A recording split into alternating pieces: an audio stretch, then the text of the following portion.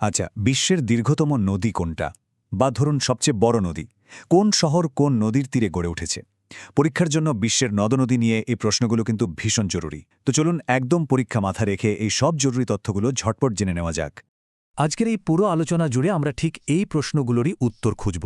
মানে পরীক্ষার জন্য কোন কোন নদীর তথ্য আমাদের জানতেই হবে। চলুন ধাপে ধাপে দেখে নেওয়া যাক। আমাদের আজকের আলোচনার একটা পরিষ্কার রোডম্যাপ আছে। প্রথমে আমরা দেখব বিশ্বের সবচেয়ে বড় নদীগুলোকে, তারপর মহাদেশ ধরে ধরে তাদের চিনব, বিখ্যাত শহরগুলোর সাথে নদীর কানেকশনটা বুঝব, আর শেষে কিছু নদীর ইউনিক গল্প শুনব। আর হ্যাঁ, সবশেষে পরীক্ষার জন্য একটা কুইক রিভিশন তো থাকছেই। তাহলে শুরু করা যাক। তো আমরা চলে এসেছি আমাদের প্রথম সেকশনে। এখানে আমরা কথা বলবো বিশ্বের নদী দৈত্যদের নিয়ে।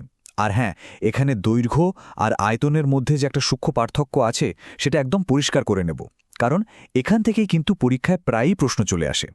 দেখুন, এখানেই কিন্তু একটা খুব কমন ভুল হয়। যদি প্রশ্ন আসে দৈর্ঘ্যে বিশ্বের দীর্ঘতম নদী কোনটা, উত্তর হবে নীল নদ। কিন্তু যদি বলা হয় জলের পরিমাণ বা আয়তনের দিক থেকে সবচেয়ে বড় নদী কোনটা, তখন কিন্তু উত্তরটা বদলে গিয়ে হবে আমাজন। এই দুটো তথ্য পরীক্ষার জন্য একদম গেঁথে নিতে হবে। তালিকার একদম ১ নম্বরে আছে নীল নদ। এর দৈর্ঘ্য কত? প্রায় ৬,৬৫০ কিলোমিটার। আর এই বিশাল দৈর্ঘ্যের কারণেই কিন্তু এটা পৃথিবীর দীর্ঘতম নদীর খেতাব পেয়েছে।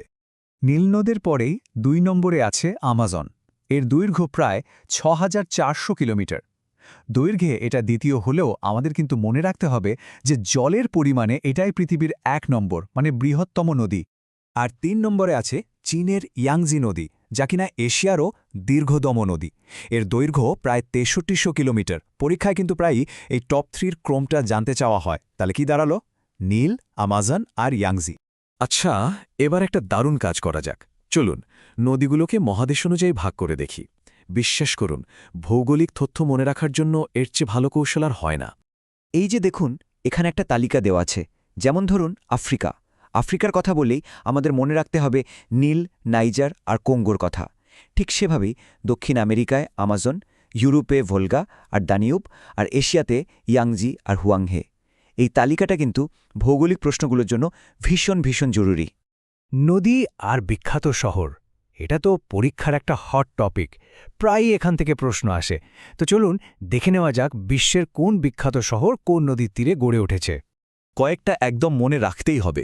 যেমন নিউ ইয়র্ক শহরটা হাডসন নদীর তীরে, লন্ডন ওটা থিমস নদীর তীরে, আর আমেরিকার রাজধানী ওয়াশিংটন ডিসি সেটা হলো পোটোম্যাক নদীর তীরে। জার্মানির অন্যতম প্রধান নদী হল রাইন। এই জোড়াগুলো পরীক্ষার জন্য মাস্ট। এবার আমরা এমন কিছু নদীর কথা জানব যাদের নিজস্ব একটা গল্প আছে, মানে তাদের কিছু মজার ডাকনাম আছে বা কিছু ইউনিক ফ্যাক্টস আছে, যেগুলো থেকে পরীক্ষায় ছোট কিন্তু খুব ট্রিকি প্রশ্ন চলে আসে। যেমন ধরুন চীনের হুয়াংহে নদী। এই নদীকে এর জলের রঙের জন্য পিথ নদী বা ইয়েলো রিভার বলা হয়। আবার প্রতি বছর ভয়ঙ্কর বন্যার কারণে এর আরেকটা নাম হয়ে গেছে চীনের দুঃখ বা সরো অফ চায়না। এই দুটো নামই কিন্তু খুব গুরুত্বপূর্ণ। এবার আসুন কিছু ওয়ার্ল্ড রেকর্ড দেখে নিই। জানেন কি, ড্যানিয়ম নদী একা ১০টা দেশের মধ্যে দিয়ে বয়ে গেছে, সবচেয়ে বেশি।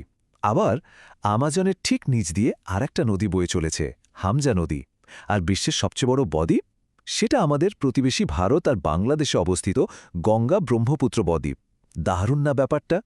তো আমরা প্রায় আলোচনার শেষ দিকে চলে এসেছি, আর এখন সময় হলো পরীক্ষার জন্য যা যা পড়লাম সেগুলোকে একবার ঝালিয়ে নেওয়ার। চলুন সবচেয়ে জরুরি পয়েন্টগুলো আর একবার এক ঝলকে দেখে নিই। একদম কুইক ফায়ার। দীর্ঘতম নদী নীল, আয়তনে বৃহত্তম আমাজন, তৃতীয় দীর্ঘতম ইয়াংজি, আর ইউরোপের দীর্ঘতম কোনটা? ভোলগা। একদম ঠিক। আরও কিছু তথ্য। বিশ্বের বৃহত্তম নিষ্কাশন অববাহিকা বা ড্রেনেজ বেসিন কোনটা? Amazon basin. আফ্রিকার প্রধান নদীগুলো কি কি? নীল, নাইজার, কঙ্গো। লন্ডন কোন নদীর তীরে? থেমস। আর নিউ ইয়র্ক হাডসন। আর সবশেষে গুরুত্বপূর্ণ ডাকনামগুলো মনে রাখব। পিত নদী আর চীনের দুঃখ দুটোই হল হুয়াংহে। বিশ্বের বৃহত্তম বদ্বীপ গঙ্গা ব্রহ্মপুত্র, আর সবচেয়ে বেশি দেশের মধ্যে দিয়ে বয়ে যাওয়া নদী দানিউব। ব্যাস, এই পয়েন্টগুলো মনে রাখলেই হবে। তাহলে পুরো আলোচনা শেষে একটা প্রশ্ন কিন্তু মাথায় আসেই, দীর্ঘতম থেকে বৃহত্তম, কখনো সভ্যতার প্রাণকেন্দ্র তো কখনো ধ্বংসের কারণ। এই যে নদীগুলো, এগুলো আসলে কিভাবে যুগ যুগ ধরে আমাদের পৃথিবীর ভূগোল আর ইতিহাসকে নিয়ন্ত্রণ করে চলেছে, তাই না?